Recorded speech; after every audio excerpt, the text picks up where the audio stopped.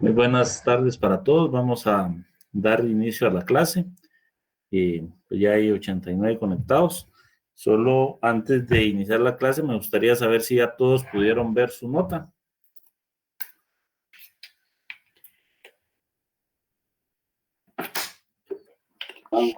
Sí, licenciado, ya, gracias. Muy bien, excelente. Licenciado, gracias. Gracias. Sí, licenciado, gracias. Muy bien. Bueno, vamos a continuar con el contenido del programa. ¿Me recuerdan si esto lo vimos en la última clase, las características del órgano administrativo? Sí, licenciado. Sí las vimos, ¿verdad? Muy bien. Entonces, el día de hoy vamos a continuar y vamos a ver lo relativo a la competencia administrativa.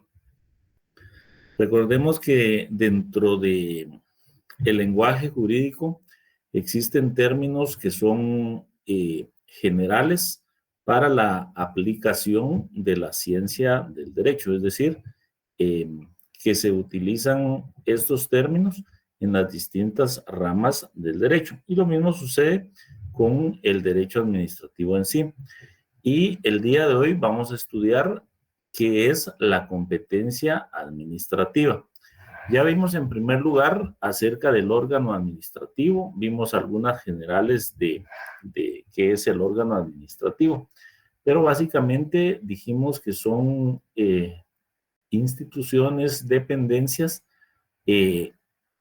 por medio de las cuales la Constitución y la ley les distribuyen a cada uno las actividades que deben realizar para lograr los fines del Estado. Pero para que exista orden dentro de la administración pública, se debe hacer una diferenciación y la misma ley nos va a ir marcando cuáles son las facultades o atribuciones que tiene cada órgano administrativo. Y básicamente eso es la competencia. La competencia, si ustedes quieren, la podemos definir de manera bastante sencilla como una atribución que otorgan las leyes a ciertos órganos del Estado. Y estos órganos del Estado las delegan en personas a quienes se denomina funcionarios públicos. Entonces, en síntesis, la competencia administrativa es el conjunto de facultades o atribuciones que el orden jurídico le confiere al órgano administrativo. Y aquí es importante que veamos lo que dice el siguiente párrafo. La diferencia entre capacidad y competencia se manifiesta en cuanto a que la capacidad es la regla, puesto que los particulares pueden hacer todo lo que deseen mientras no lo prohíba la norma. Quiere decir que la capacidad está enfocada a los particulares. Y como ya lo hemos mencionado en diferentes ocasiones, las personas que no son o que no somos funcionarios públicos, pues la ley establece que nosotros podemos hacer todo lo que queramos siempre y cuando la ley no lo prohíba. Si existe prohibición de ley, eso ya no lo podemos hacer. Caso contrario, en el derecho público, la competencia es la excepción. De que es competente una dependencia o un órgano administrativo a través del funcionario a quien se le delega esa competencia. Y esta indica que el funcionario público no puede hacer, al igual que las personas particulares, lo que la ley no prohíba, sino únicamente puede hacer lo que la ley le permite. Ese es su rango o su margen de acción.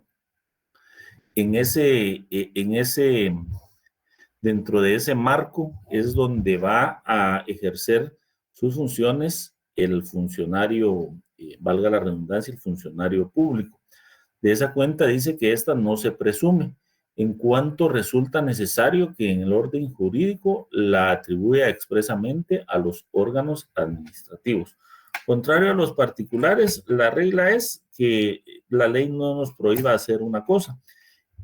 Entonces, en cuanto a los funcionarios, no se puede presumir qué es lo que deben hacer, sino que forzosamente tiene que estar expresado dentro del ordenamiento jurídico.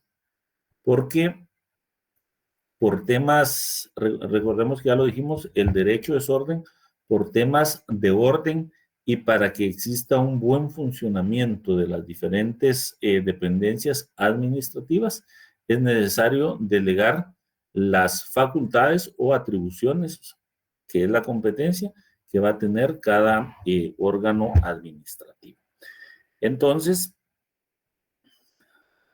si lo llevamos a la práctica, un funcionario público, por ejemplo, que tiene a su cargo una dirección de planificación, su función va a ser expresamente realizar toda la planificación y aprobar el plan operativo de la dependencia la cual él dirija. Ese es su competencia, ese es su marco de acción, porque eso es lo que le determina el marco jurídico. Una dirección de recursos humanos de una dependencia, su competencia va a ser realizar todas las funciones relativas al personal.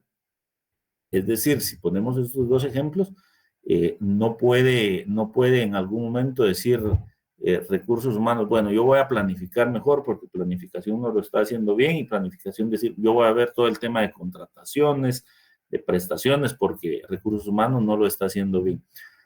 Lo que vamos a ver más adelante que existe es coordinación y cooperación entre las dependencias, pero cada uno dentro del ámbito de sus competencias. Eso ayuda dentro de la administración para tener, en primer lugar, buenos controles y, en segundo lugar, para obtener buenos resultados. ¿Tienen alguna duda en cuanto a la competencia administrativa? Así de una vez las vamos resolviendo. O si ya les quedó claro qué es la competencia administrativa. Muy bien. Entiendo que está claro. Entonces vamos a continuar viendo lo relativo a la competencia administrativa. ¿Por qué es importante la competencia administrativa?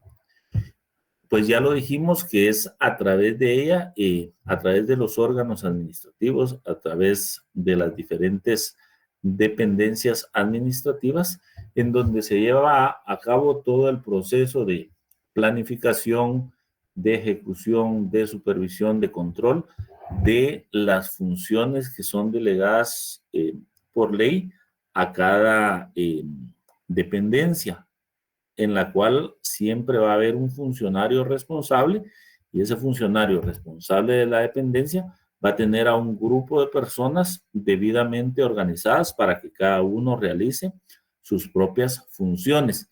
Más adelante en la clase del día lunes, si no estoy mal, ya nos toca ver el tema de jerarquía, que dentro de la administración pública, dentro de los órganos administrativos, aparte de que existe la competencia, pues también existe la jerarquía. Es decir, hay un superior y hay inferiores, y la jerarquía va escalando de niveles hasta llegar a la máxima autoridad.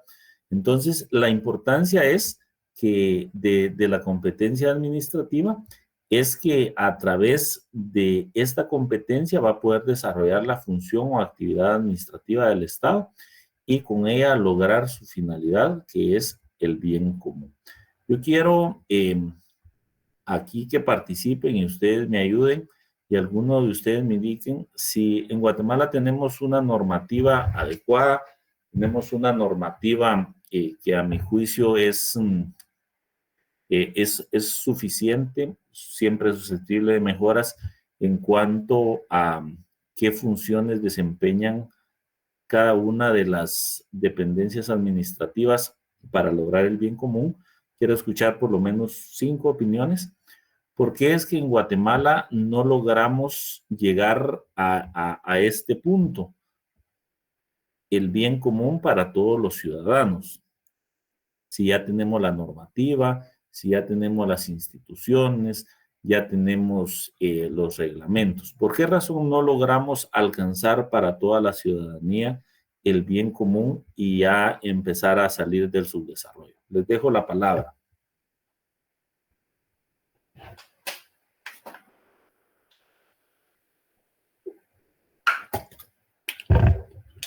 Bueno, si no, vamos a ir preguntando. A ver, Herbert. Buenas tardes, licenciado. Para mí, yo creo que el principal problema, tal vez por no lograr el bien común, ahí sí que en lo general, siento de que muchas veces los que están en el poder miran más solo para su gente o su círculo que ver y cumplir la ley, ¿va? De que sea para todos igualmente. Muy bien. Gracias, Herbert. Muy interesante lo que Herbert nos dice. Primero, y debemos de reconocerlo, es que pues quienes han gobernado en las últimas décadas no tienen una visión de Estado. Y efectivamente, una de las razones por las cuales no logra llegar ese bienestar común y el bienestar general a la población es porque no existen verdaderos planes de gobierno, planes de trabajo, en donde haya una planificación adecuada y estén los funcionarios con las capacidades y las cualidades adecuadas para lograr el bien común. Muchas gracias, Herbert, por su opinión. ¿Alguien más que quiera sumarse a la opinión? Estuardo del CID, muy bien. Y luego Maribel Hernández. Buenas noches, compañeros. Buenas noches, Lick. Sí, recuerdo de que lo que estoy tratando de acordarme el nombre, pero sí por medio de la Contraloría General de Cuentas había salido una normativa para poder controlar y mejorar los sistemas de control interno, y dentro de eso estaba la función de crear los manuales de puestos y funciones y todo este tipo de metodología, que al final fue derogado, pues, y crearon una nueva unidad que se llama no, algo y métodos. Quedó por ahí el SEMA que da ciertos argumentos y lineamientos a seguir a unidades, y entre esos recursos humanos está esto. Algunas unidades lo cumplen, otras no, pero creo que el mayor problema por donde no se logra un verdadero desarrollo dentro del sistema de gobierno es que está politizado todo el sistema administrativo. Muy bien. Siempre o sea, yo en algunos momentos opino y creo que para que crezca y madure toda la institución pública como una unidad administrativa, debería de cortarse esos lazos de compromisos políticos, de que si se le da a los que apoyaron campaña, que si esto y que lo otro, y crear un sistema de mejora continua o cumplimiento de modelos de gestión que también se están utilizando ahora, y poder medir a las cabezas de las instituciones a base de resultados. Muy bien, excelente intervención, Estuardo. Maribel. Buenas tardes, licenciado. Yo considero que la baja participación ciudadana y también la inclusión, porque existen muchos mecanismos para participar, pero muchas veces, especialmente en los sectores más vulnerables como en las comunidades rurales o indígenas, no tienen una buena representación para la toma de decisiones. Y entonces esto genera que las políticas no reflejen las necesidades de toda la población. Muy bien. Gracias. ¿Quién más había levantado la mano?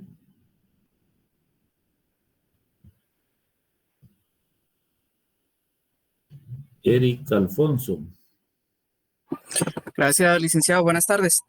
Pues mire, yo de lo que he percibido de los últimos gobiernos, y creo que del 80 y pico para acá, es de que no existe una continuidad, sino que cada quien tiene una agenda diferente. Entonces, al no haber un plan a largo plazo, algo en lo que todos como unidad nacional estemos de acuerdo que es a donde tenemos que llegar, cada quien va a llevar su propia agenda, que casi siempre es política, y pues va a cumplir sus propios objetivos, pero no son necesariamente los objetivos que tiene el país. Muy diferente a una institución privada en donde hay una planeación estratégica, una visión a 5, 10, 15 años, y el gerente de turno pues tiene que venir y seguir con esos planes, y el resto de gerencia se tiene que alinear a esos planes estratégicos, pero lamentablemente pues la administración pública es un tema totalmente diferente ahora. Muy bien, muy interesante, Eric. Ligia, Lisette y luego María de los Ángeles. Muy buena tarde. Buenas tardes. Yo creo que uno de los factores importantes es la inestabilidad política, lo mencionaba el compañero.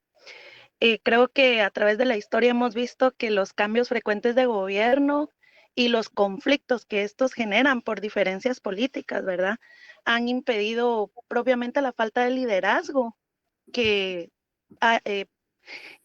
la falta de liderazgo conlleva a que no se lleve una continuidad a largo plazo, ¿verdad? Creando pues así, siento yo, un ambiente en el que no se pueden implementar los programas y ejecutar la planificación como tal debido a que no se le da una continuidad. Y esto pues creo yo que viene y resulta de la inestabilidad política. Muy bien, gracias. Y creo que falta María de los Ángeles. Gracias, licenciado. No sé si me escucha. Sí, le escucho, María.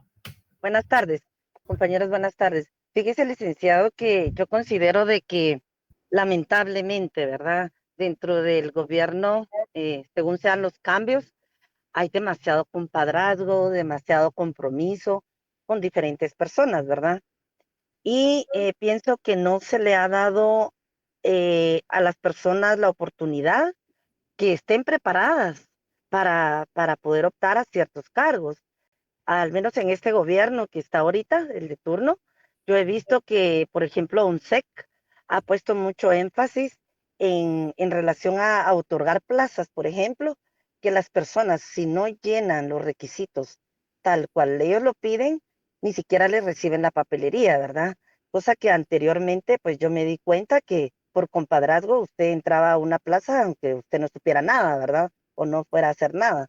Entonces, todas esas cuestiones han hecho que pues no prosperen los proyectos y no mejoremos, ¿verdad, licenciado? Muy bien. Muy bien, y pues cada una de las respuestas que dieron, gracias a los que participaron, cada una de las respuestas que ustedes dieron es un análisis adecuado y desde mi punto de vista correcto. El problema por el cual a través de la administración pública, a través de los órganos administrativos, a través de los funcionarios públicos, no logramos la finalidad de que el bien común de manera general y de manera equitativa llegue a toda la población, se debe a que no existe una política de Estado en donde nos visualicemos por lo menos a mediano y largo plazo. Segundo es el tema de los compromisos políticos al cual ustedes hacían referencia.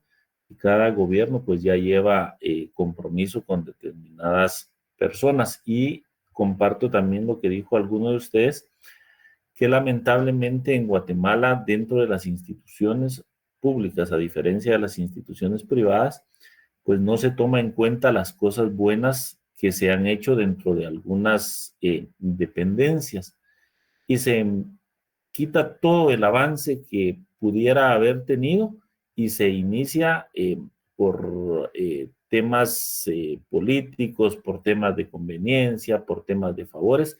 Se inicia nuevamente ese proceso, y realmente levantar un país, llevarlo a un nivel de desarrollo sostenible, es algo que se debe construir con los años. Entonces, digamos, todos los gobiernos han tenido corrupción, todos han hecho cosas malas, pero también a todos se les puede rescatar algo, sin embargo no se sigue construyendo sobre esa base.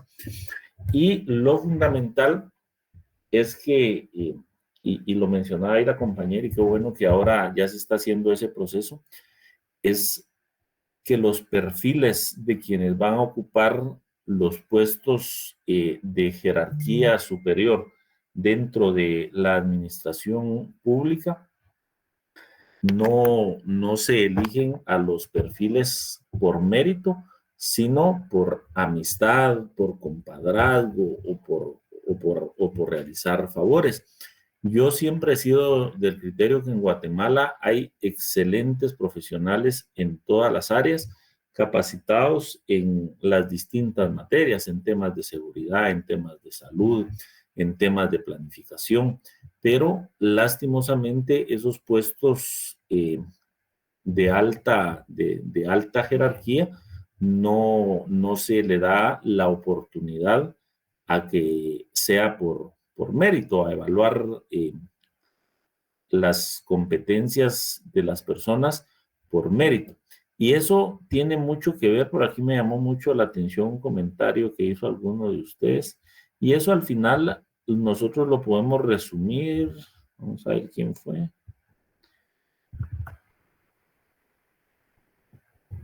Al final no lo vamos a tocar por temas por cuestiones de tiempo, pero Edgar José Cáceres nos resume todo lo que hemos estado platicando en el tema de corrupción. Y también Daniela Luis dice que de nada sirve tener buenas políticas si estas no se cumplen. Y estos dos comentarios yo me quedaría con ellos y los podemos resumir en temas de corrupción, porque yo les pregunto, la corrupción no es únicamente obtener dinero, pedir dinero o dar dinero a cambio de un favor. Yo les pregunto, ¿será corrupción si yo acepto un cargo o un puesto para el que no estoy capacitado? Sí, licenciado. Sí, licenciado. Eso es corrupción, porque yo me voy a estar beneficiando con salario, con dietas, con todos los beneficios que pueda tener la dependencia, pero porque no voy a lograr cumplir con los objetivos. Al final el beneficiado voy a ser únicamente yo como funcionario, pero no se va a reflejar en el beneficio para la población. Y entonces, ¿qué es lo que sucede? Pues se empieza a estancar el desarrollo del país. Y digamos, no quiero meterme a hablar temas políticos, porque en ese tema cada uno tenemos nuestra propia opinión. Pero veamos, por ejemplo, en Guatemala, a través de la falta de competencia, falta de voluntad política, o lo que ustedes quieran, Guatemala se está estancando en temas muy importantes. ¿Cuánto tiempo llevamos con una de las principales vías de importación y exportación para nuestro mercado? Ya vamos, creo que por 3 o 4 meses en donde no se ha podido arreglar una ruta que es de vital importancia. ¿Eso en quién repercute al final de cuentas? En los importadores, en los comerciantes, en las navieras, en los transportistas o en la población. ¿En la población, En la población. Porque todo el costo extra que se va generando por, digamos, la espera en los puertos, que ya vimos que en los puertos también tenemos problemas, y el tiempo que pierden los transportistas en trasladar mercadería, que una ruta que debería de recorrerse en 3 o 4 horas, ahora los transportistas se hacen 8 o 10 horas, eso al final de cuentas suma combustible, suma depreciación de vehículo, y los empresarios, los comerciantes y transportistas, ese costo final lo trasladan a la población. Entonces, de esa cuenta no se logra la finalidad a través de la actividad administrativa del Estado, que es el bien común. Por eso vemos que cada vez el guatemalteco, digamos los guatemaltecos promedio, los guatemaltecos que trabajamos día a día, nuestro poder adquisitivo, ¿cómo va? ¿En aumento o va decreciendo?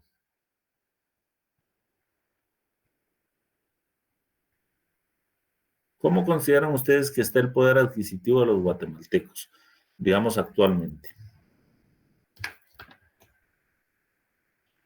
Yo considero que va decreciéndole. Que va decreciendo. Decreciendo. Sí, porque por la inflación y también porque los costos cada día pues van en aumento. Y los precios. Efectivamente, el poder adquisitivo del guatemalteco, y estamos hablando de las personas, de las personas que viven en extrema pobreza,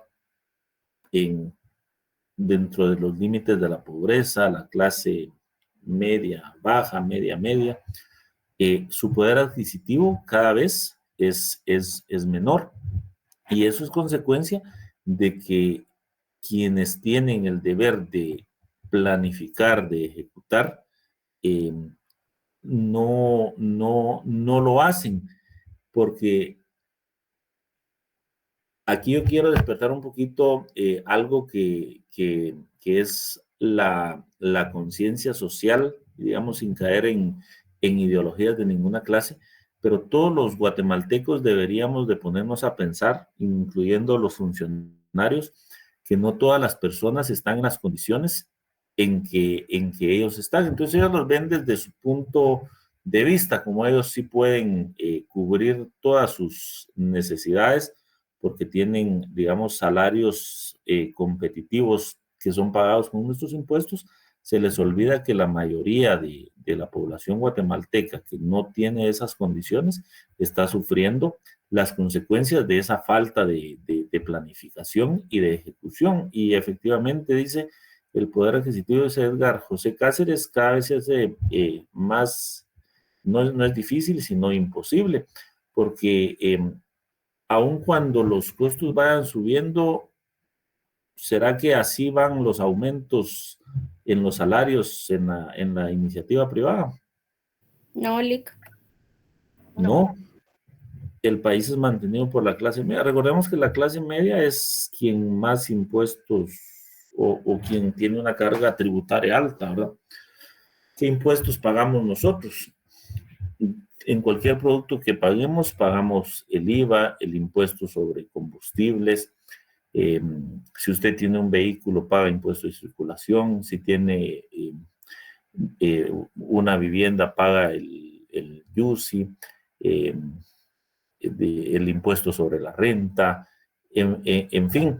Y efectivamente, en una clase de doctorado en la cual estoy, estábamos revisando datos que actualmente el 24% del Producto Interno Bruto lo están generando las remesas que vienen de los migrantes.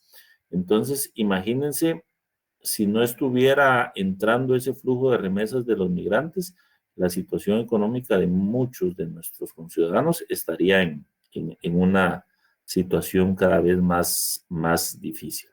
Entonces, eso era un punto para reflexionar, porque, como les indicaba, el fin de la competencia administrativa es el bien común. Pero para ello es necesario que existan, primero, funcionarios probos, funcionarios con las capacidades, y que exista la voluntad política de llevar el desarrollo a la mayor parte de la población. Vamos a ver, aquí poner lo malo, que así como sube el salario, sí, efectivamente, digamos, al final, no, si suben el salario, también sube el costo de todos los insumos que necesitamos para llevar una vida digna. Ana Gabriela Morales. Gracias, licenciado. Buenas tardes. Aunado a lo que usted comenta, digamos, hay mucha falta de compromiso, también de parte de los funcionarios, obviamente, y de la administración, que obviamente se traduce en corrupción. Y le voy a poner un ejemplo. Ayer salió publicado en el Diario Oficial la prórroga que nuevamente va a dar el Ministerio de Medio Ambiente a las licencias ambientales.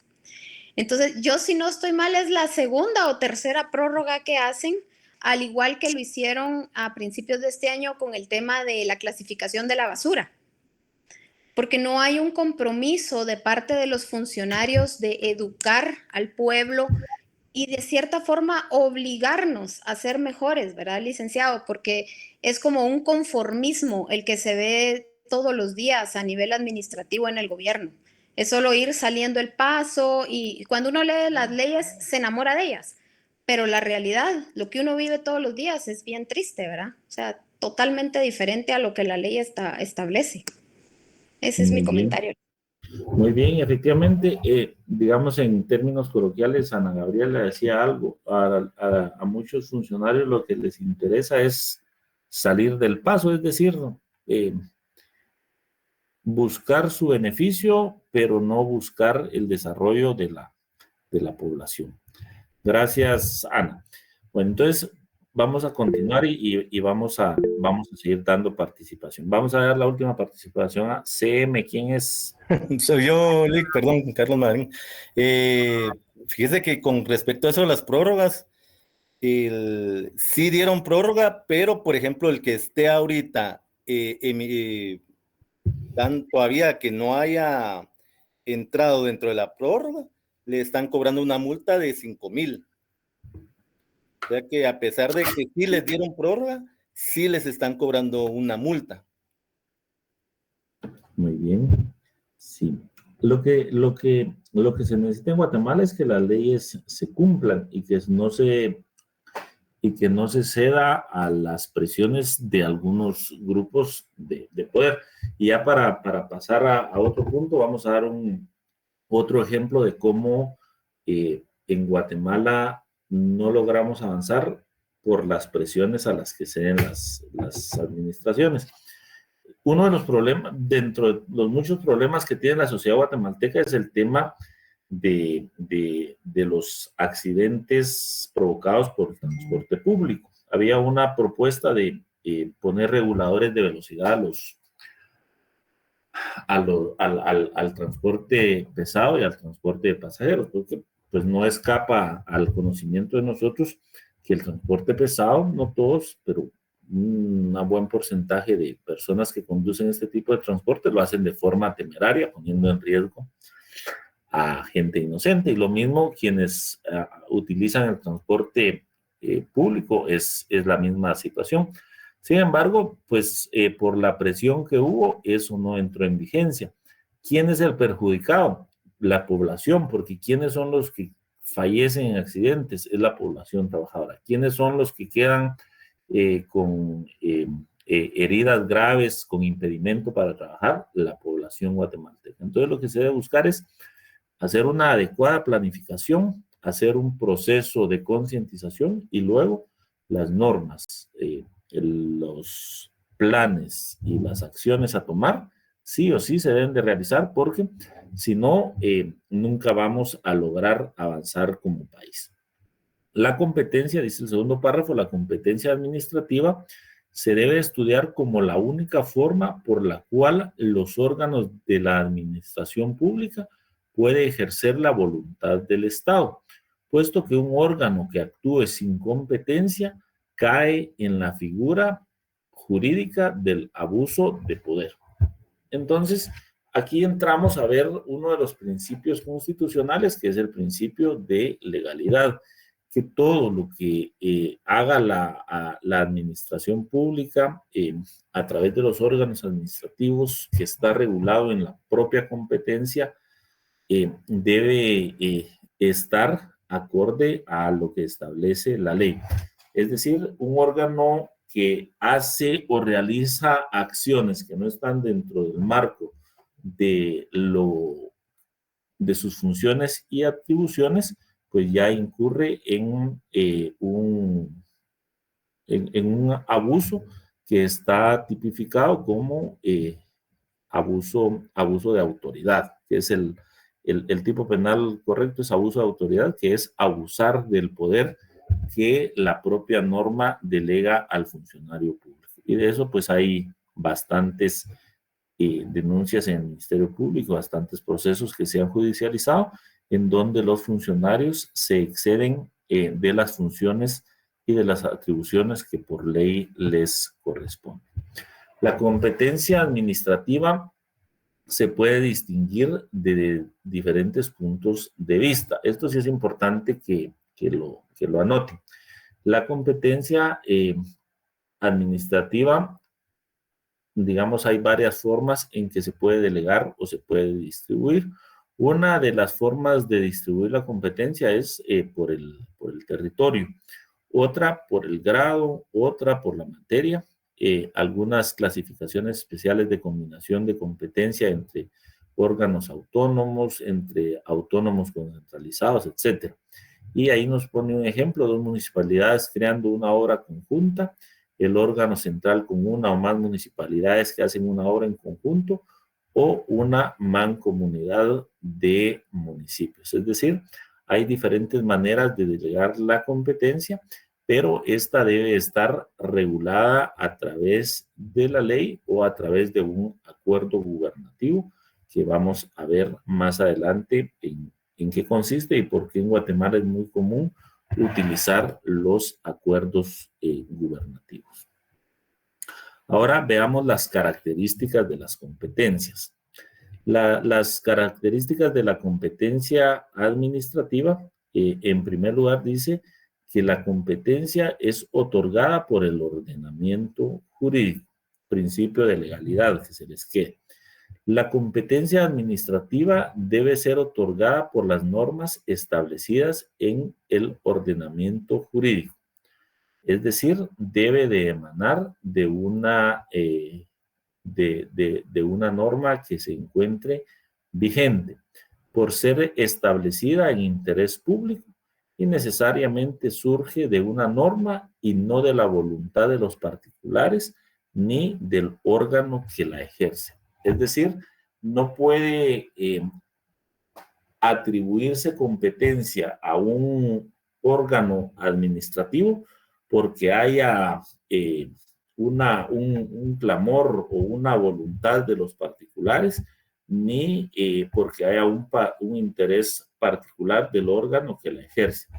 Primero, tiene que estar enfocada en el interés público. Cualquier órgano administrativo, su función fundamental o la base sobre la cual se le va a delegar la competencia es que debe estar enfocada en el interés público, no en el interés particular. Recuerden que también por mandato constitucional el interés público prevalece sobre el interés particular.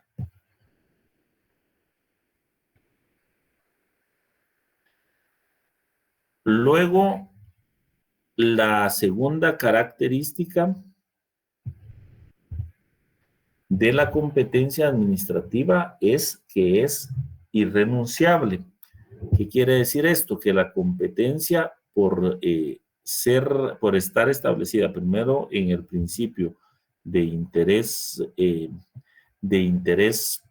público y establecido en una norma, no puede el órgano administrativo por decisión propia o por que no le parece renunciar a esa competencia, porque de acuerdo a la doctrina y a la propia norma, esta es de carácter irrenunciable. No se puede renunciar a ella de manera antojadiza o de manera unilateral. Tiene que estar, digamos, ¿se puede modificar una competencia? Sí, pero existe un proceso jurídico normativo a través del cual se puede modificar, pero no renunciar a la competencia administrativa. La tercera característica de la competencia administrativa es que es inderogable. ¿Qué quiere decir la inderogabilidad? Que no puede ser otorgada o no puede ser cedida a ningún órgano. sino que debe realizarse por el propio órgano administrativo. No puede ser cedida a ningún particular, no puede ser cedida a ningún agente administrativo, ni por un acto ni por un acto administrativo, ni por un reglamento, ni por un contrato. Es decir, si ya la competencia por la norma superior está regulada, esta no se le puede otorgar a ningún otro órgano. Hay formas de administración que vamos a ver el día lunes en donde sí se puede en algún momento descentralizar o desconcentrar, pero existen los procesos legales y los procesos normales a través de los cuales esta se realiza. Otra de las características de la competencia es que es improrrogable. Quiere decir que no puede ser trasladada de un órgano a otro órgano administrativo. Y esta es una de las excepciones que yo les mencionaba, salvo los supuestos de avocación y de delegación de órganos administrativos. Esos son esas son las únicas formas en las cuales se puede en algún momento trasladar una función, pero esas también están reguladas en ley. ¿Sí, Sofía Ronquillo? Buenas noches, Lick. Solo quería consultar, la C fue que era inderogable y luego la D, no sé si había otra lámina y yo no la vi. Voy a volver a presentar las características. La primera característica de la competencia administrativa, que es otorgada por el ordenamiento jurídico. Ya vimos que nace a partir del orden jurídico de una ley. La segunda, o la B, que es de carácter irrenunciable. La tercera, o la C, es inderogable. Luego, creo que aquí me equivoqué en la numeración. Vamos a ver, o creo que la diapositiva está saltada. Solo dame un minuto, la voy a arreglar para que ustedes la puedan. Gracias, Lick. Solo tenía dudas por si yo me lo había perdido, pero gracias. No, gracias. La voy a arreglar para que ustedes lo tengan en orden. Solo denme un minutito.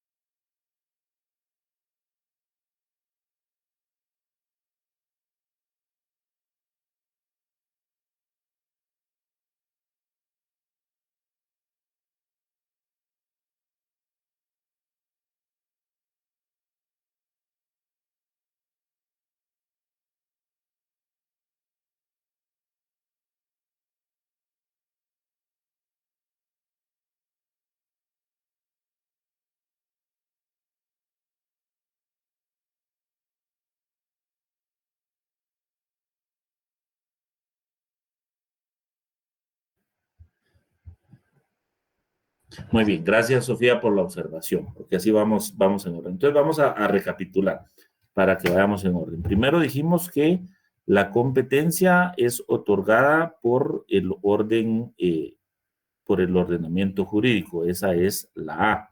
La B dijimos que es de carácter irrenunciable. La C, que es inderogable. La D, que la competencia no puede ser cedida. ¿Qué quiere decir esto? Que debe ser ejercida por el órgano a quien legalmente le está atribuida por mandato legal y no puede cederla a otro órgano o persona individual o jurídica alguna. La E la E es que la competencia administrativa no puede ser ampliada. ¿Qué significa esto? Que debe ser ejercida limitadamente por el órgano administrativo sin ampliar la esfera de la misma, pues esto da lugar a un acto viciado por incompetencia. Esta debe de ejercerse de acuerdo al límite jurídico otorgado por el órgano administrativo. Entonces, al decirnos que no puede ser ampliada, significa que debe circunscribirse a lo que la ley le establece, porque si un órgano administrativo se excede de las funciones que legalmente le han sido conferidas, entonces esto da lugar a que cualquier acción que realice se convierta en un acto viciado y entonces puede ser impugnado por medio de por un vicio de incompetencia. Entonces, debe de ejercerse la función del órgano administrativo de acuerdo al límite jurídico que le ha sido establecido. Luego, la F es improrrogable. No puede ser trasladada a otro órgano administrativo, salvo en los supuestos de avocación y delegación, que esos dos términos los vamos a ver el día lunes, de órganos administrativos que pertenecen a una misma jerarquía administrativa, es decir, que tienen la misma competencia, pero de lo contrario no puede ser trasladadas. Y las excepciones a la improrrogabilidad de la competencia, como ya vimos, la competencia es improrrogable, salvo en los casos de avocación y delegación, y la condición es que se dé en órganos de un mismo grado jerárquico. Por ejemplo, ministro, viceministro, directores generales, pero que sean de un mismo ministerio. La excepción a la improrrogabilidad no puede darse entre ministerios o dependencias con competencias diferentes, sino que debe darse dentro de dependencias o instituciones que estén dentro de la misma función que le establece la ley. Pero esa, como les indicaba, la vamos a ver el día lunes. Ahora vamos a ver un poquito acerca de la jerarquía administrativa. No sé si copiaron o les quedó claro cuáles son las características de la competencia administrativa. Sí, licenciado, gracias. Se recuerdan que son 7. Y ahí ya están ordenadas para que ustedes vayan tomando. Ahora, ¿qué es la jerarquía administrativa? Alguien que vamos a pedirle a 4 personas que nos ayuden indicándonos qué es la jerarquía. No la jerarquía administrativa, sino qué significa la palabra jerarquía.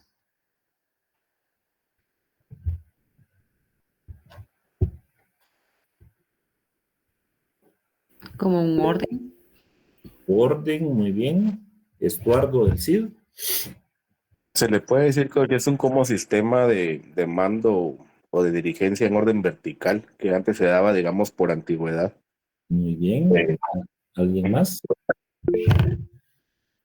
Ana Gabriela. Gracias, licenciada. Es una superioridad en mando. Muy bien. Superioridad de mando, muy bien. ¿Alguien más? Superación. Una jerarquización estructurada. Muy bien. Sí, y efectivamente, pues los conceptos que ustedes han dado son los adecuados. La jerarquía lo que va enfocada es a que exista efectivamente la subordinación. ¿Quién lo puso por ahí? Felicitaciones. A que exista, es un sistema en donde, Kevin Top, muy bien, es un sistema en donde existe subordinación entre personas, pero esta subordinación tampoco significa que sea una subordinación abusiva, una subordinación discrecional o una subordinación sin reglas. Es una subordinación que va enfocada al buen funcionamiento de una dependencia en donde hay un superior y un inferior jerárquico y pueden haber varias escalas. En cuanto a la jerarquía administrativa, la jerarquía administrativa dice el libro que estamos usando como referencia, que es un vínculo que relaciona a las unidades que integran la organización y que coloca a unos respecto a otros en relación de dependencia, bajo un orden subordinado. ¿Y cuál es el fin de que exista la jerarquía administrativa? Pues que exista estabilidad y cohesión en la administración. Recordemos que la jerarquía se va a dar en cualquier grupo en el que nosotros nos desenvolvamos. Y vamos a empezar con algo básico.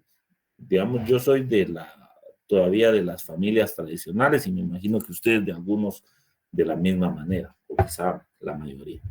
En la familia existe jerarquía. Sí. ¿Quién tiene la máxima jerarquía dentro de la familia? El papá. El papá. Los padres, de manera general. Los padres son nuestra autoridad superior. De niños y de jóvenes no nos gusta, pero querramos o no, muy bien, efectivamente, dentro de la familia existe jerarquía. Son los padres quienes tienen el poder de decisión más alto dentro del esquema. Luego ya estamos los hijos que nos subordinamos a las instrucciones que nos dan nuestros padres. ¿Para qué existe jerarquía? Muy bien. Papá y mamá, muy bien. Sí, porque si no se van a enojar las mamás. Muy bien. Es los padres en general o igual en los hogares que son monoparentales, pues si solo hay papá o solo hay mamá es la máxima autoridad. Pero en general son los padres dentro de la familia. Luego, si nos vamos al colegio, a la escuela, ¿habrá jerarquía? Sí existe jerarquía, está la dirección, luego está la coordinación, los maestros, y nosotros siempre quedamos en la parte inferior. Eso no quiere decir que por estar dentro de la parte inferior de la jerarquía no tengamos derecho a impugnar o a hacer valer nuestros derechos si en algún momento consideramos que están siendo vulnerados. Si como alumno yo considero que un maestro está vulnerando un derecho y el maestro no me resuelve, entonces acudo a mi coordinador. Si no me resuelve el coordinador, acudo a la dirección y aún si la dirección no me resuelve, a través del Ministerio de Educación, todas las instituciones de enseñanza pública o privada están supeditadas a la normativa del Ministerio de Educación. Entonces, vemos otro ejemplo en donde también existe jerarquía. Y lo mismo sucede en nuestro trabajo. Si trabajamos, pues el superior jerárquico puede ser el gerente de la empresa, luego vamos a tener, depende del puesto que ocupemos, vamos a tener personas que jerárquicamente estén por encima de nosotros y personas que jerárquicamente estén por debajo.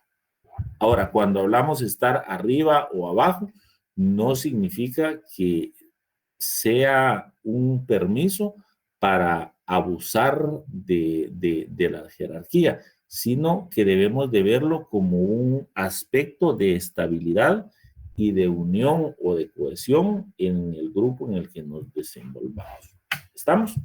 Entonces, la jerarquía administrativa, como dijimos, es un vínculo que relaciona a las unidades que integran la organización y coloca a unos respecto a otros en relación de dependencia. Eso es normal y natural que se dé, que exista relación de dependencia en un órgano administrativo, porque eso va a hacer que las cosas funcionen. Imagínense que no hubiera inferior jerárquico, que todos fueran superiores dentro de una institución, nadie realizaría las funciones operativas, por ejemplo.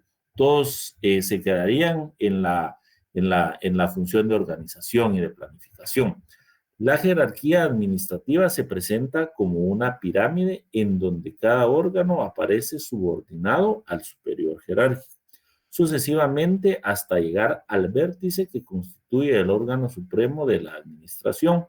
Y entonces aquí ponemos unos ejemplos que están en el libro, que es los directores generales, luego están los viceministros, los ministros de Estado, el vicepresidente y dentro de la administración pública en Guatemala, el presidente como órgano superior de la administración. Pero aquí, ojo, hagamos una diferencia porque en la población existe una confusión en que el presidente es el jefe de Guatemala. El presidente es la máxima autoridad de Guatemala porque representa la unidad nacional, pero él es presidente del organismo ejecutivo. Existen otros dos organismos que es el legislativo y judicial y cada uno de ellos ejercen su propia presidencia, son independientes y ninguno está subordinado a otro. Eso para que se den los pesos y contrapesos, que por ahí vi en un comentario que mencionaba alguno de los compañeros. Porque si no existieran pesos y contrapesos, se da el abuso por parte de quien ejerce el poder. Y las características de la jerarquía son las siguientes. Primero, se trata de una relación entre órganos de un mismo ente administrativo. Digamos, la jerarquía se da entre los órganos que están dentro de una misma organización.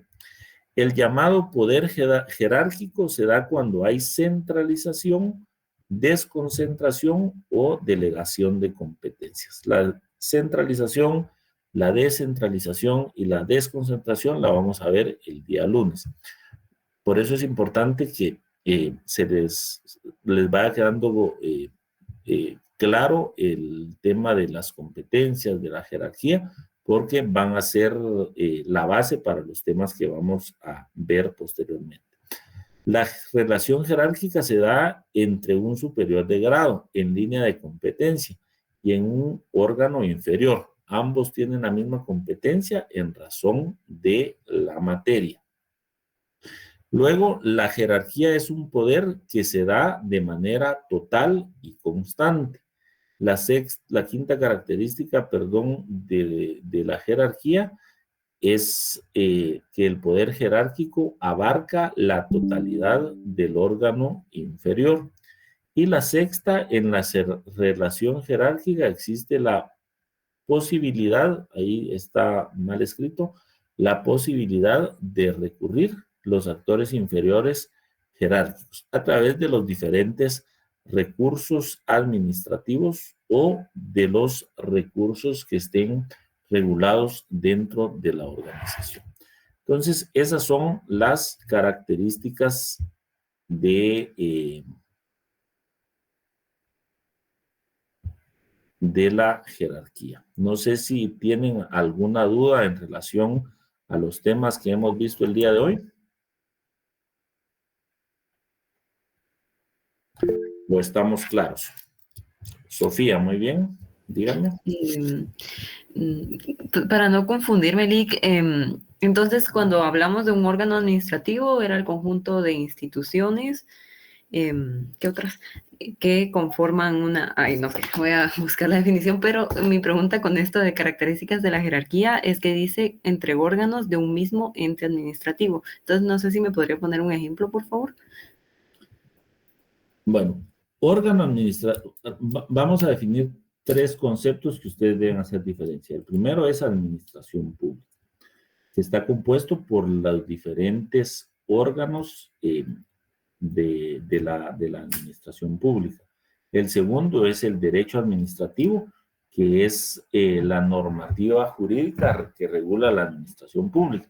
Cuando hablamos de órgano administrativo, estamos hablando de uno de las dependencias administrativas que conforman la administración pública, pero en relación a la jerarquía, específicamente a lo que usted preguntaba, que se da entre un órgano administrativo, la jerarquía se va a dar entre